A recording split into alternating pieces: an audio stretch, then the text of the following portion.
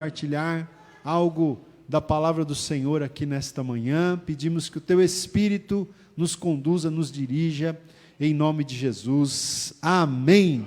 Graças a Deus. Amém, meus irmãos e minhas irmãs. Então agora as crianças vão para a classe das crianças, né? Com as tias. Eu quero te convidar a abrir comigo no Evangelho de Mateus.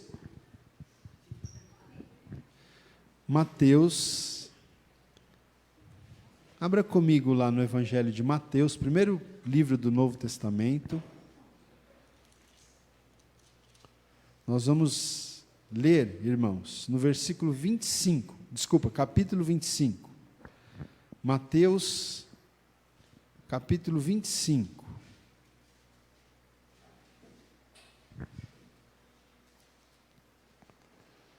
Glória a Deus. Evangelho de Mateus, capítulo 25. Nós vamos ler um texto muito interessante, que está a partir do versículo 31. Mateus 25, 31.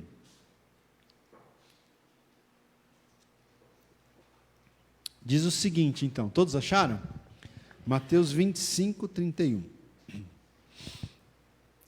Quando vier o Filho do Homem na sua majestade, e todos os anjos com ele, então se assentará no trono da sua glória, e todas as nações serão reunidas em sua presença. Que quadro glorioso, irmãos!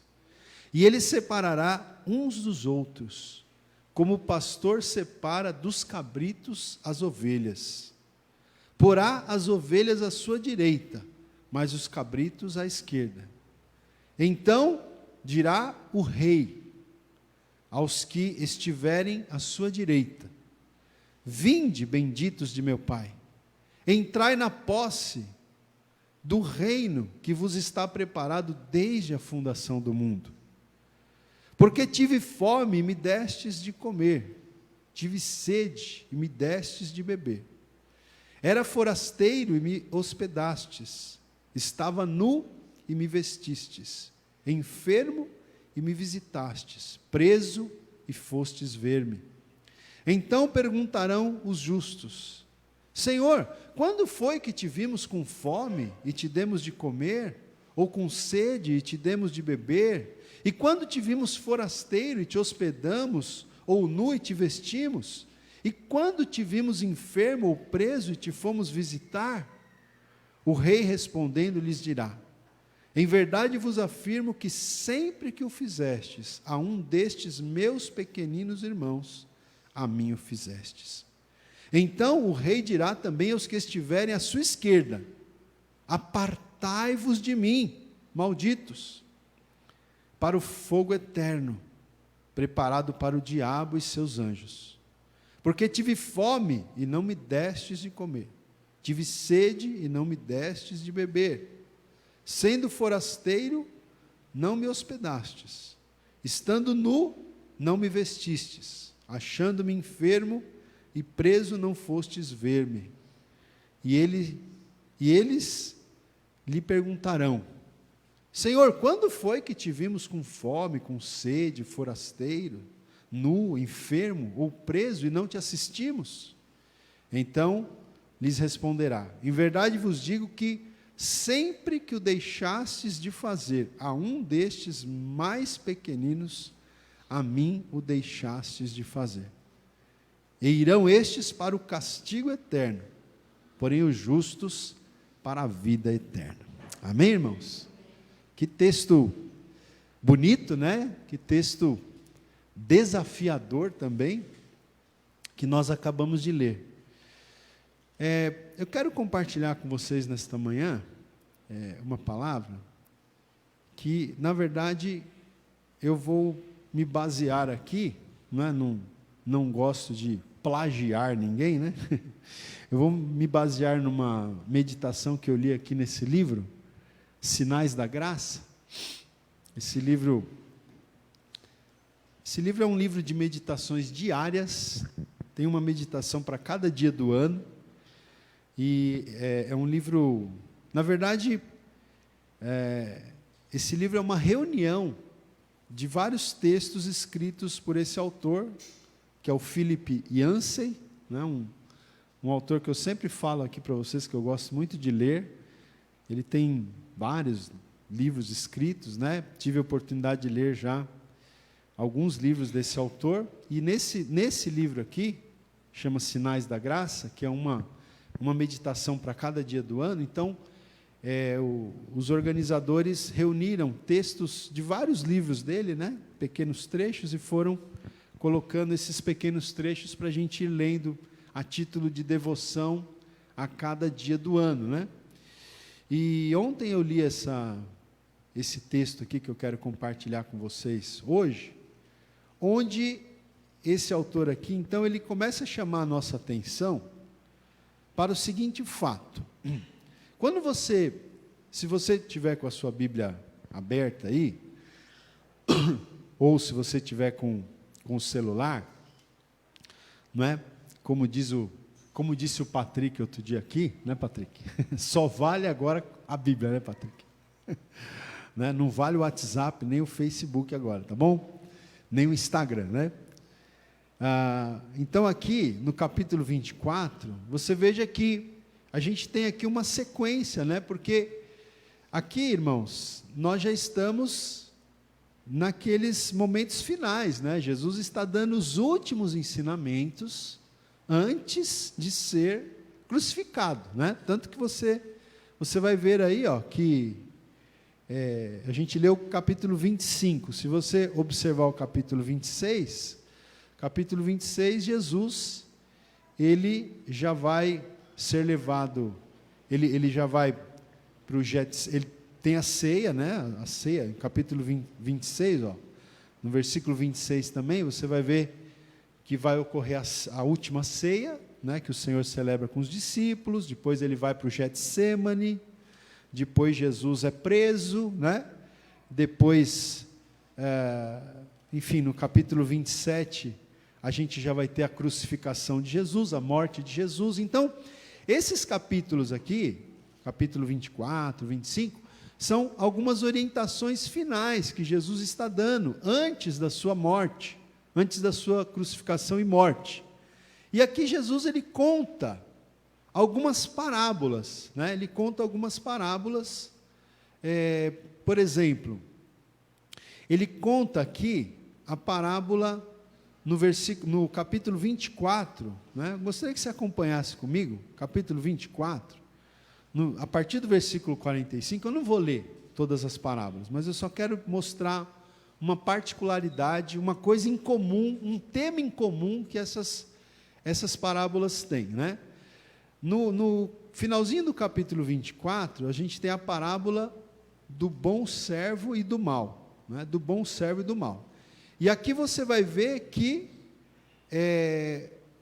fala, não é, que o Senhor, não é, daqueles servos, ele se demorava. Veja o versículo 48, né? Mas se aquele servo, sendo mal, disser consigo mesmo, meu Senhor demora-se. Então, a gente tem aqui o Senhor desses dois servos, dessa parábola aqui, esse Senhor, ele está ausente. Ele está ausente. Tá? Aí no capítulo 25, a gente tem a parábola das 10 virgens. Uma parábola muito conhecida. Nessa parábola das 10 virgens, o noivo está ausente também. Tanto que as virgens ficam esperando o noivo, não é assim? Tem 5 prudentes, 5 imprudentes, elas ficam esperando o noivo se demora, porque o noivo está ausente, né? Aí no próprio capítulo 25, a gente tem a parábola dos talentos depois. Ó, veja só, são várias parábolas. As parábolas dos talentos é aquela parábola que o dono lá da fazenda, da propriedade, ele distribui 1 talento para um, 2 talentos para outro e 5 talentos para outro. e ele faz o quê? Ele vai embora, não é isso? Aí depois, lá na frente, ele volta para prestar conta, né? Até que diz que o que recebeu 5, granjeou outros 5, o que recebeu 2, conseguiu outros 2, e o que recebeu 1, enterrou o talento. Lembra, né? Mas o que eu quero chamar a sua atenção é que o senhor aqui, o dono da fazenda, aqui vamos dizer, que distribui os talentos, ele está ausente. Ele distribui os talentos e sai. Não é? E depois, gente, a gente tem, não é, essa parábola aqui que nós lemos hoje, né? Mas então você vai ver aqui que nós temos várias parábolas, né, onde o Senhor, né, está ausente, e é uma referência ao Senhor Jesus, né, que está ausente. Então, esse autor aqui, que eu comecei a ler ontem essa meditação, ele fala o seguinte, olha, eu quero que você preste muita atenção aqui. Ele diz assim, 4 parábolas em Mateus 24 e 25 apresentam um pano de fundo que esconde um tema comum. Vejam só, um proprietário sai para viajar e deixa sua casa vazia. Um patrão ausente deixa seu empregado cuidar de tudo. Um noivo chega tão atrasado que os convidados já estão dormindo. Um patrão distribui moedas entre os seus empregados e vai embora, no caso a parábola dos talentos, né? Então, esse autor, ele diz o seguinte, com efeito, essas parábolas aqui de Jesus anteciparam a questão central da era moderna, levantada por gente como Nietzsche, Marx, Camus e Beckett. Onde está Deus agora? Então, esse autor aqui, ele está falando que essas parábolas aqui, elas antecipam uma questão da época moderna, que alguns filósofos, que alguns intelectuais dos nossos tempos, alguns aqui que ele cita já morreram, acho que talvez todos já morreram, mas são pessoas que viveram aí no século XIX, que viveram talvez no início do século XX, né? Ele cita aqui o Nietzsche, que foi um filósofo. O Nietzsche, ele tem uma história interessante, porque os pais desse Nietzsche, o pai desse Nietzsche era pastor, era um pastor, não é? Lá na Europa, e o Nietzsche, infelizmente, né, um filho de um pastor, ele se tornou um grande inimigo da fé cristã. Nietzsche se tornou um grande inimigo da fé cristã, e ele é um filósofo muito conhecido, né, mas as obras dele sempre vão no sentido de criticar o cristianismo, de contestar a fé cristã, né? Aqui o Philip Yancey também cita o Marx, né, o Karl Marx, que é o pai do marxismo, né? A gente ainda ouve falar muito. Aqui no Brasil esse assunto está ainda fervendo, né? Porque a gente tem aí, né, esse debate político direita e esquerda, né? E os esquerdistas, eles são marxistas, ou seja, são seguidores das doutrinas do Marx. E o Marx era um ateu, né? Também um inimigo da fé cristã, né? E por incrível que pareça, tem muitos cristãos que parece que só faltam adorar o Karl Marx, né? O marxismo, a ideologia que ele deixou aí, o marxismo. E ele cita aqui Camus, Beckett, enfim, outros filósofos. E qual é a pergunta que esses filósofos faziam? Onde está Deus agora? Porque, irmão, quando você olha assim, num primeiro olhar, às vezes parece, eu quero enfatizar essa palavra, parece que Deus está ausente. Parece, né? Esse início de ano mesmo de 2019 tem sido um início de ano triste, né? Porque a gente tem ouvido tantas notícias tristes, né? Aqui no Brasil, a gente começou o ano com aquele desastre lá em Brumadinho, onde a gente teve mais de 300, né, mortos, porque, embora não se contabilizou 300 mortos, mas tem mais de 100 pessoas desaparecidas ainda, então, infelizmente, ficaram soterrados naquela lama toda. Então, são mais de 300 mortos, né? A gente teve aquele problema lá que aconteceu lá no centro de treinamento do Flamengo, em que aqueles meninos de 15, 16 anos morreram, queimados. A gente teve as enchentes no Rio de Janeiro, muita gente morreu, né? A gente teve agora recentemente essa situação aqui na escola, aqui, Suzano, né? Suzano, onde aqueles 2 jovens entraram, mataram vários outros jovens, depois tiraram a sua vida, não é? E isso aqui a gente está falando de Brasil, né? Mas a gente ficou sabendo esses dias também daquele massacre lá na Nova Zelândia, né? Em que 2 assassinos entraram lá nas mesquitas e começaram a matar lá os muçulmanos, mataram 50 pessoas, né, num único ataque. Enfim, gente, agora em Moçambique, a gente está tendo, né, alguns desastres naturais lá na África, em Moçambique. Oficialmente já são quase 500 pessoas mortas, fora os que estão desaparecidos, né? Eu estava lendo uma notícia também, essa acho que não foi muito divulgada, mas eu estava lendo essa semana também não sei se alguém viu essa notícia, de um motorista de ônibus na Itália. Vocês viram essa notícia, não? Que ele colocou fogo num ônibus. Ele era um motorista de ônibus, cheio de criança, e ele botou fogo no ônibus, cheio de criança. Aí você fica, meu Deus, mas o que está na cabeça de uma pessoa para fazer esse tipo de coisa, né? Então, gente, assim, eu estou citando aqui coisas que aconteceram agora, esse ano. Mas se você for olhar a história da humanidade, é cheia de situações terríveis, né? Eu estou lendo um livro também, muito interessante, que eu ganhei esse livro faz uns 6 anos, e eu não tinha lido ainda, e eu comecei a ler esses dias, do Augusto Cury também, mas é um romance, né?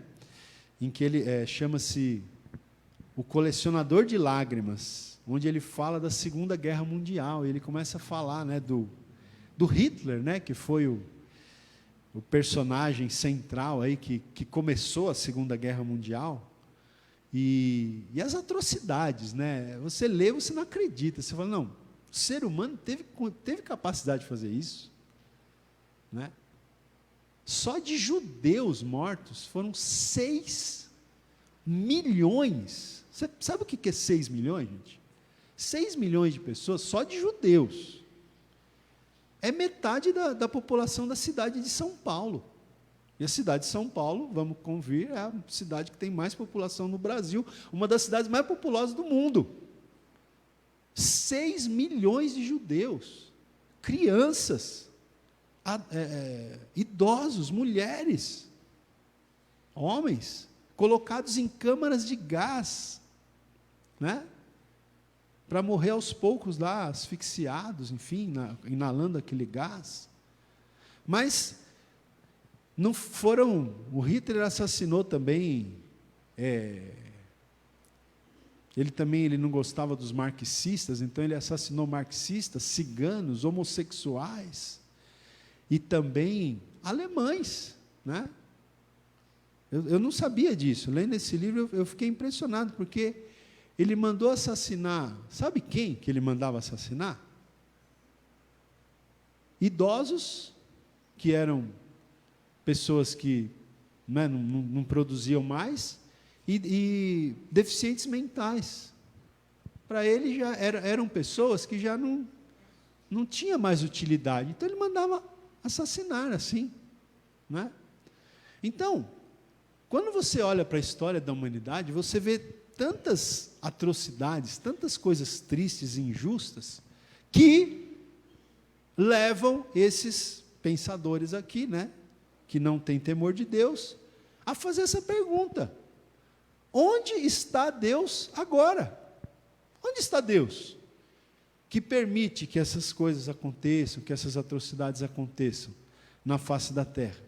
Então, o Philip Yancey, ele coloca aqui que essas 4 parábolas, né, essas parábolas aqui que eu citei para vocês, elas antecipam essa questão central da era moderna, levantada por esses pensadores, né, como Nietzsche, Marx, Camus, enfim, onde está Deus agora? E a resposta moderna é que o patrão nos abandonou, né? A resposta que esses homens dão é que eles dizem o seguinte: se existe um Deus, esse Deus nos abandonou, né? Existem várias correntes, né? Existe o ateísmo, que não acredita na existência de Deus. Existe o agnosticismo, que não sabe, né? Os agnósticos, eles não dizem que Deus existe, nem que Deus não existe, eles dizem que não sabe se Deus existe ou se não existe. O ateu diz que Deus não existe, né? Os teístas, que somos nós cremos na existência de Deus, os teístas. E tem também os deístas. Os deístas são aqueles que acreditam que Deus existe, mas que Deus criou o universo, mas abandonou o universo à sua própria sorte. Então o universo está seguindo o seu próprio caminho, aí está abandonado, não existe ninguém no comando, no controle da história da humanidade, né? Então ele coloca aqui isso, mas depois nessa meditação aqui, ele vai dizendo que quando chega então nessa parábola que eu li com vocês, que eu fiz questão de ler, que é por alguns chamada de a parábola dos cabritos e das ovelhas, né? Porque a Bíblia diz que o Senhor Jesus, ele coloca à sua direita, ele coloca as ovelhas, né? E à sua esquerda ele coloca os cabritos, né? Então, alguns chamam de essa parábola aqui, ou esse texto aqui, dos cabritos e das ovelhas, né? Essa parábola. Então, esse autor aqui, ele diz o seguinte, né? Que a resposta moderna, então, é que o patrão, modo de dizer, nos abandonou, que Deus nos abandonou. Nós estamos livres para estabelecer as nossas próprias regras. E não é isso que a gente vê, irmãos, hoje? As pessoas não se veem livres para estabelecer as suas próprias regras? Não é isso que a gente está vendo na sociedade hoje? As pessoas, elas não querem regras. Elas não querem regras. Elas querem viver sem regras. As pessoas não querem limites, elas querem viver sem limites. Aliás, boa parte dos problemas que a gente tem no mundo hoje, advém daí, né? Advém daí. Algumas pessoas dizem assim, né, quando vem uma catástrofe natural. Vamos começar pelas catástrofes naturais, como está acontecendo lá em Moçambique, por exemplo. Furacões, tsunamis, maremotos, né, enfim. Alguém fala assim, mas como que, se há um Deus que é bom, que é justo, que é bondoso, como que Ele permite, se existe um Deus que é amor, que é amoroso, como vocês cristãos dizem, por que Ele permite essas catástrofes naturais, para que tanta gente morra, pessoas, crianças, não é? Então alguém já disse, né, irmãos, aqui a gente está diante de um mistério, né, não tem dúvida, mas eu também gosto de pensar, né, que alguém já disse o seguinte, né, que a pergunta não é essa pergunta está errada. Essa pergunta, se Deus é tão bom e tão amoroso, por que Ele permite esse tipo de coisa? A pergunta certa é, se o homem é tão pecador, se o homem é tão rebelde contra Deus e contra os princípios de Deus, como é que Deus ainda não destruiu tudo? Como é que Deus ainda está tendo tanta misericórdia do ser humano? Não é? Como é que Deus está tendo tanta misericórdia? Essa é uma questão que se coloca. Agora, quando você tem, isso eu estou tentando aqui, né, eu dei uma resposta para as questões de tragédias, né, ocorridas por fenômenos naturais. Mas e quando acontece, os meninos entram na escola e matam, o motorista do ônibus coloca fogo no ônibus cheio de criança, não é? Ou os assassinos lá na Nova Zelândia assassinam lá os islâmicos, porque não concordam com a fé que eles têm. Como que a gente explica isso? Isso aí, irmãos, isso daí é o pecado do ser humano, né? Aí a responsabilidade do próprio ser humano, né? Ou seja, o ser humano, infelizmente, está colhendo, né, os frutos das suas próprias escolhas, das suas próprias ações, né? Mas, e tem a ver com isso aqui, ó. Você percebe que existe uma linha de raciocínio que é assim: onde está Deus? Não é? Deus, né? Deus criou todas as coisas e abandonou o universo à sua própria sorte. Então, nós estamos livres para estabelecer as nossas próprias regras. Então, a gente está vivendo numa sociedade onde não tem limites. Nem os pais têm o direito de dar uma palmada no filho, senão é capaz de ir preso. Gente, é isso. A gente está vigiado. Não é? A gente está vigiado, a gente não pode praticar nem a palavra de Deus. Não. As pessoas não querem mais limites.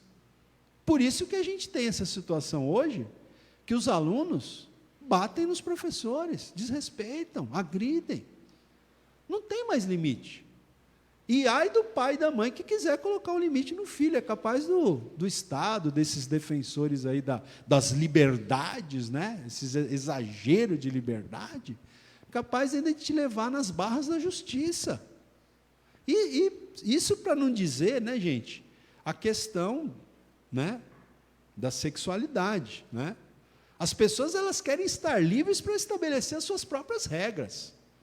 Por que o relacionamento tem que ser heterossexual? Por que tem que ser um homem com uma mulher? Por que não pode ser um homem com um homem? Por que não pode ser uma mulher com uma mulher? Por quê? Quem estabeleceu essas regras? Deus? Mas Deus nos abandonou. Então as pessoas usam desculpas, justificativas, né, para viverem sem limites, para viverem sem regras, para viverem sem cercas ali. E a gente sabe, né, que quando Deus estabelece limites, quando Deus estabelece regras, mandamentos, ordenanças na palavra dele, por que Deus estabelece isso? Porque o prazer de Deus é estragar o nosso prazer? Porque o objetivo de Deus é ser um estraga-prazeres? É por isso? Não, quando Deus estabelece limites, irmãos, é porque Ele nos ama. Um pai e uma mãe responsável estabelece limite para os seus filhos. Não é? Por quê? Porque o pai e a mãe vê lá na frente já, né? O filho, ele só vê aquele momento ali que ele está vivendo. O pai e a mãe têm que ter essa antevisão. E então, estabelecer limites, regras para os seus filhos. Não é? E Deus é o nosso pai, Ele vê lá na frente. Às vezes a gente, como uma criança, não está enxergando que determinadas escolhas vão causar um problema muito grande. Então, Deus, na sua palavra, Ele estabelece regras, estabelece limites, para que nós sejamos poupados de dores, não é, futuras. Veja lá o livro de Provérbios que a gente está falando, né? Essa semana, ontem eu gravei a aula que eu vou mandar para vocês na terça-feira, e, por exemplo, um detalhezinho da aula, né? Adiantando aqui, só para dar um exemplo, né? A Bíblia lá no capítulo 6 adverte para a gente não ficar de fiador. Olha só. Né? Quantos problemas algumas pessoas já passaram porque ficaram de fiador de alguém, né? Aí a pessoa não pagou a dívida, ou o aluguel, sei lá, não pagou lá o negócio, aí foi lá o credor para cima de quem? Do fiador.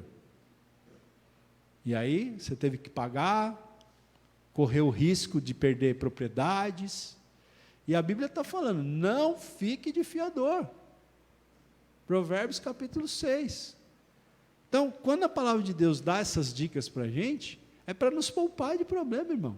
Quando a palavra de Deus coloca um limite, uma cerca, né, vamos dizer assim, coloca mandamentos, regras, é para nossa proteção. Não é simplesmente porque Deus quer estragar, né, um estraga prazeres.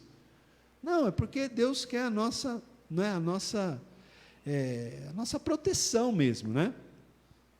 Agora veja só, irmãos, esse autor aqui, ele fala que ele foi continuando aqui a leitura, e aí ele chegou nessa parábola aqui, né, que eu li com vocês no princípio.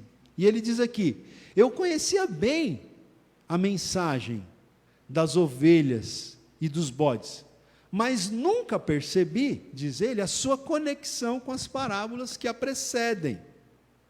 Esta última parábola, aqui é dos bodes e das ovelhas, responde à questão levantada pelas outras. Qual que foi a questão levantada pelas outras? A do patrão ausente. Essa parábola aqui responde à questão das outras, não é? E responde de duas maneiras. Primeira maneira, essa parábola aqui, ela deixa entrever a volta do patrão no dia do julgamento, quando haverá um inferno de contas a pagar, literalmente. E veja se não é assim, gente. Veja que, pelo menos aqui na parábola aqui, né, do servo bom e mau, as 10 virgens, parábola dos talentos, o patrão está ausente, ou o noivo está ausente, o Senhor está ausente. Aí quando chega aqui, olha aí na sua Bíblia, capítulo 25, versículo 31, o que a gente tem aqui? Mateus 25, 31. Aí diz: quando vier o Filho do Homem. Irmãos, esse texto é grandioso. Quando vier o Filho do Homem na sua majestade, e todos os anjos com ele, então se assentará no trono da sua glória, e todas as nações reunidas em sua presença, e ele separará uns dos outros, como o pastor separa os cabritos das ovelhas, e porá as ovelhas à sua direita, mas os cabritos à sua esquerda. Irmão, você consegue imaginar essa cena? É difícil de imaginar, né? Mas você consegue. Sabe o que esse texto aqui está dizendo? Que o universo, que o mundo não está entregue à sua própria sorte. Que existe um Deus reinando, sim, apesar do caos aí que está estabelecido, muitas vezes por causa das escolhas erradas do ser humano, consequência do pecado do ser humano. O caos é consequência do pecado do ser humano. As próprias tragédias naturais, elas são resultado do pecado, da queda. O equilíbrio que o universo tinha antes do pecado original foi rompido. O apóstolo Paulo, em Romanos 8, diz que a criação geme. A própria criação está gemendo, está aguardando a manifestação dos filhos de Deus, porque a criação, ela foi afetada pela queda. Não foram só os seres humanos que foram afetados pelo pecado original, lá no Éden, em Gênesis capítulo 3. A criação foi afetada. Esse desequilíbrio ecológico aí, que causa tragédias naturais, acontece em função do desequilíbrio ecológico que a gente tem na natureza, consequência do pecado original, lá de Gênesis capítulo 3, porque o apóstolo Paulo diz isso, que a criação geme. A criação também foi afetada pela queda. Nós fomos afetados pela queda. E o ser humano tem essa rebeldia contra Deus, contra as coisas de Deus. O ser humano quer viver livre de Deus, livre dos mandamentos de Deus, livre dos limites que Deus coloca. Quer viver assim e não quer sofrer as consequências. E quando as consequências vêm, quem é o culpado? Deus. Deus é o culpado. Como que um Deus de amor permite isso? Mas nós estamos colhendo as consequências das nossas próprias escolhas, estamos colhendo as consequências do pecado. original e do pecado de cada um de nós, porque todos pecaram. Não é isso que diz a Bíblia? Todos pecaram. Agora, gente, o mundo, ele não está seguindo um curso sem que Deus esteja no controle de todas as coisas.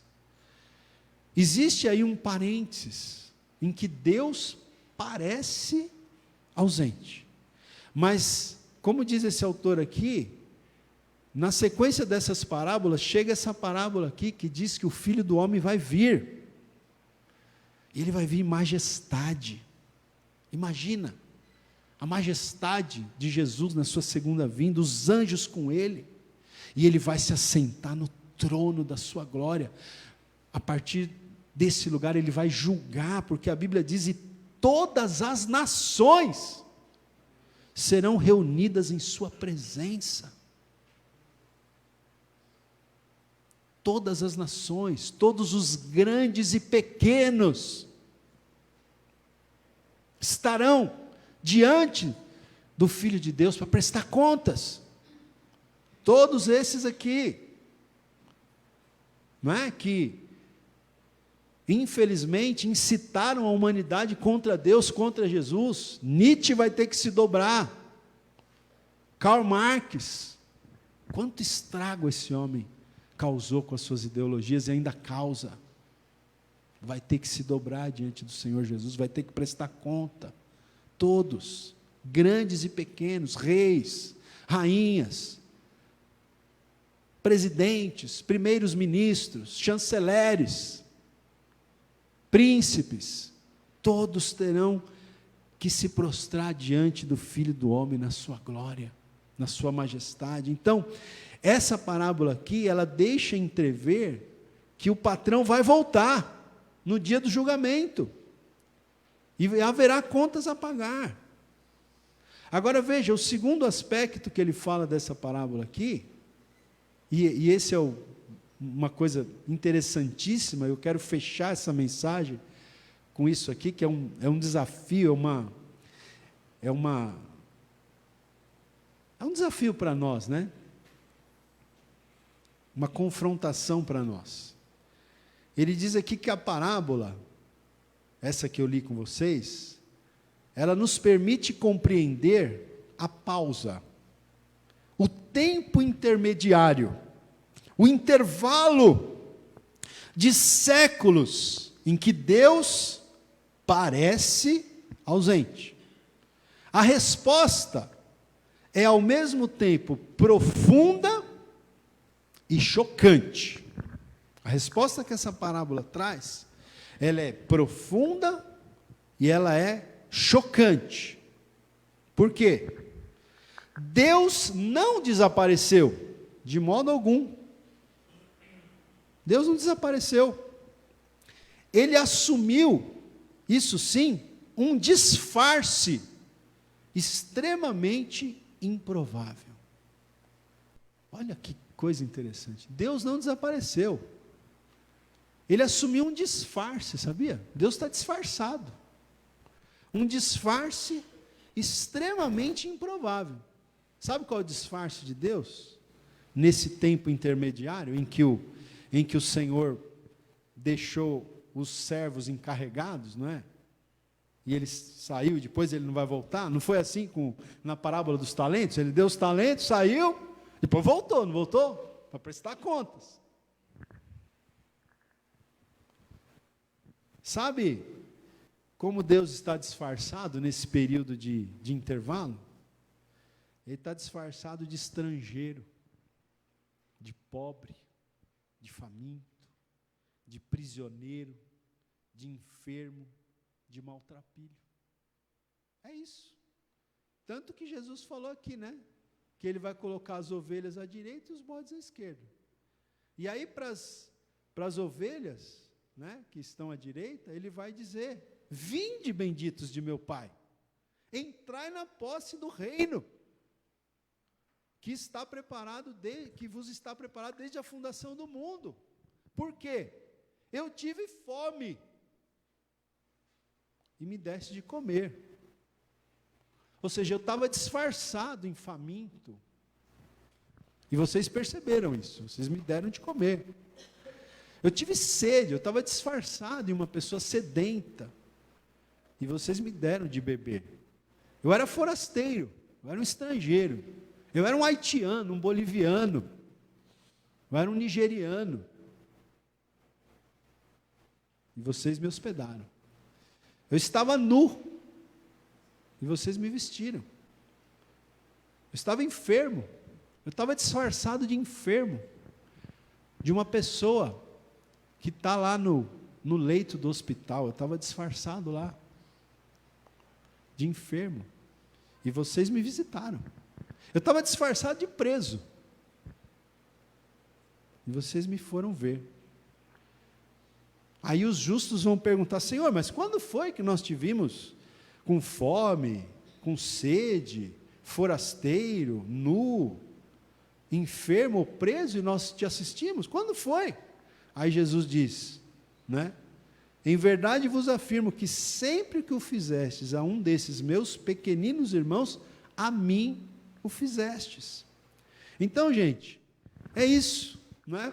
A parábola final de Jesus aqui, nessa série de parábolas, ela delega à igreja, que somos nós, um pesado fardo. Porque não é fácil, viu, irmãos? Você sabe, a gente quer ser usado por Deus, né? Puxa, eu quero tanto ser usado por Deus. Você quer ser usado por Deus? Quem quer ser usado por Deus? Senhor, eu quero ser um instrumento nas tuas mãos. A gente não faz essa oração: Senhor, eu quero ser usado.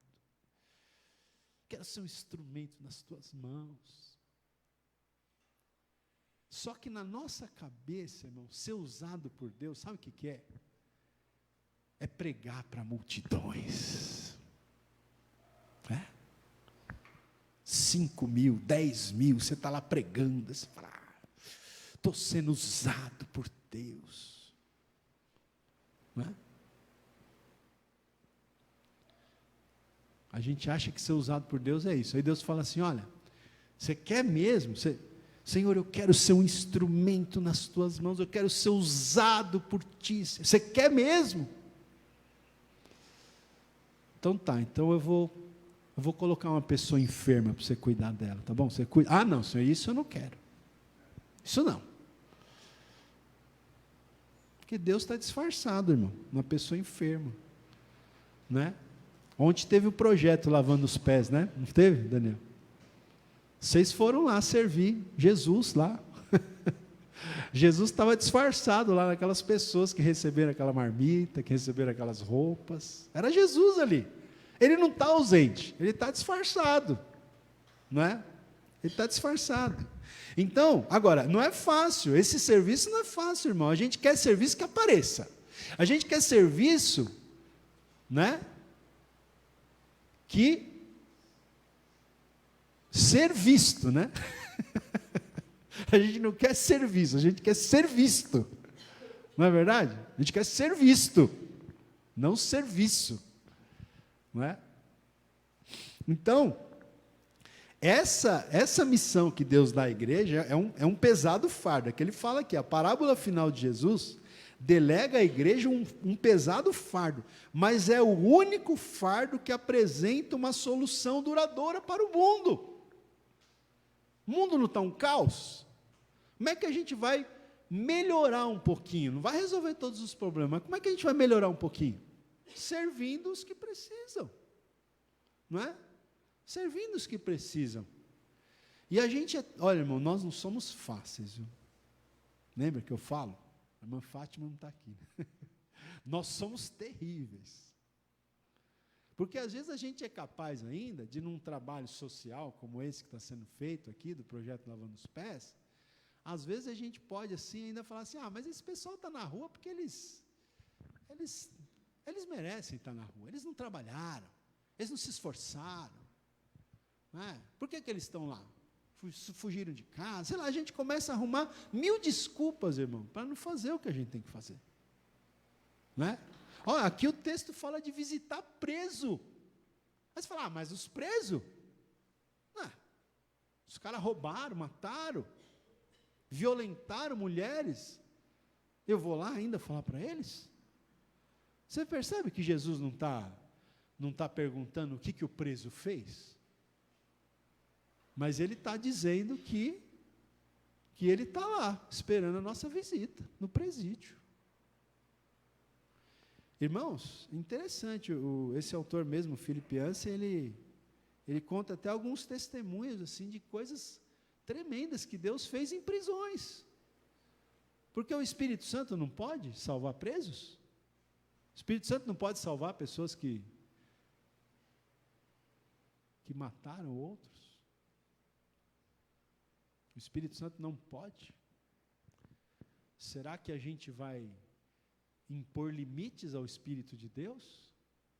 Ou nos esquecemos do que diz João capítulo 3, versículo 8, que o Espírito, né, o vento, melhor dizendo, diz lá, sopra. Onde que os ventos sopram, irmãos? Lembra do que está em João 3, 8? O vento, a palavra no original grego é pneuma, tanto pode ser traduzido por vento como por espírito. O vento sopra aonde quer. O Espírito sopra aonde Ele quer. Quem somos nós para dizer que o Espírito Santo não pode soprar num presídio para salvar presos? Quem somos nós? Deus pode, irmãos, e Deus faz. Né? Eu tive poucas oportunidades. Né? Já fui na antiga FEBEM pregar. Né? Hoje é, como é que chama? Hoje é Fundação Casa. Né? Já fui pregar aqui nesse presídio aqui no Carandiru, aqui no presídio dos militares, né? dos militares não, dos policiais civis. E já fui pregar lá no presídio, como que é o nome lá, Daniel? Que a gente foi? Romão Gomes, né? Que é o presídio dos policiais militares, né? Que cometeram algum crime, alguma coisa que não devia ter cometido, e estão lá presos. Né? E eu fui 2 vezes lá, até com o Daniel, com o pai do Daniel. A gente foi lá no Romão Gomes, uma vez até o Daniel que pregou, eu fui com eles, e uma outra vez eu fui pregar. E, gente, eu fiquei impressionado, como aqueles homens estavam com o coração aberto para Deus e para o Evangelho. Impressionante. Né?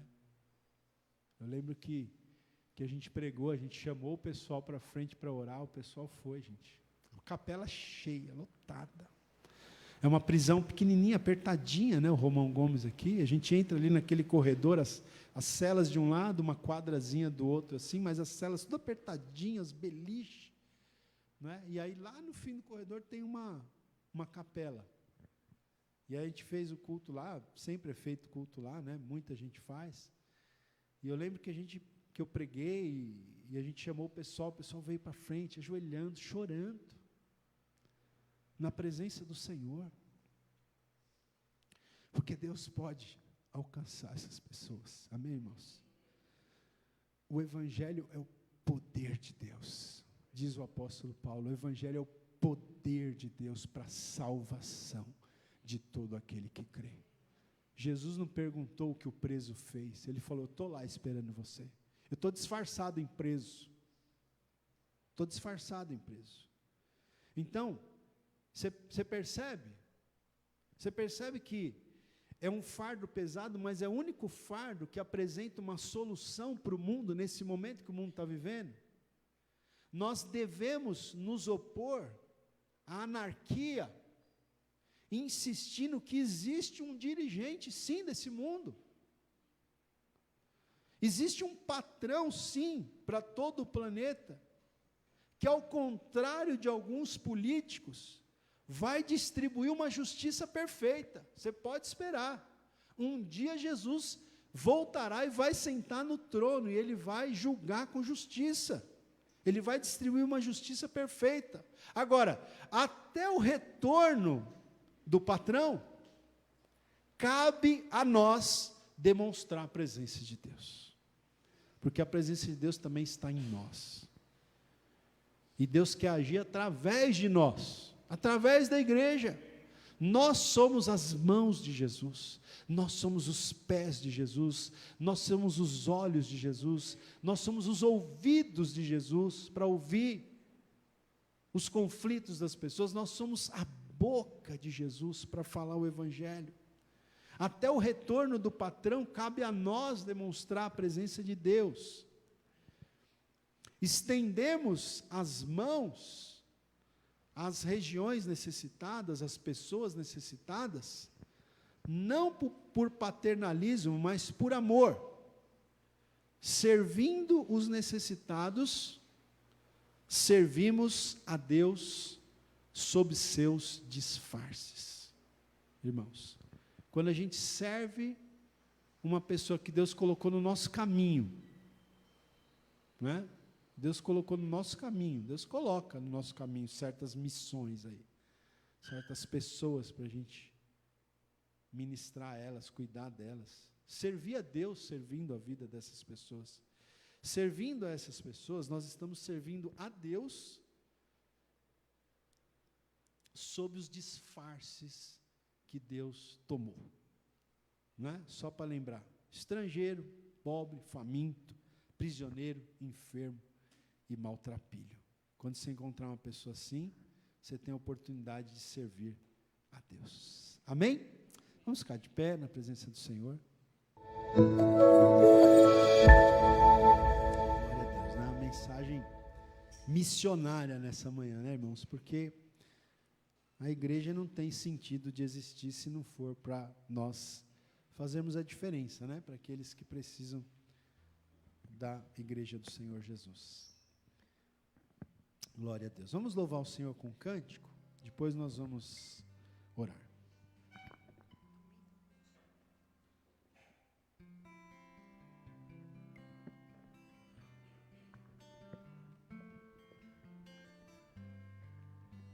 Sonda-me, Senhor, e me conheces, quebranta o meu coração, transforma-me conforme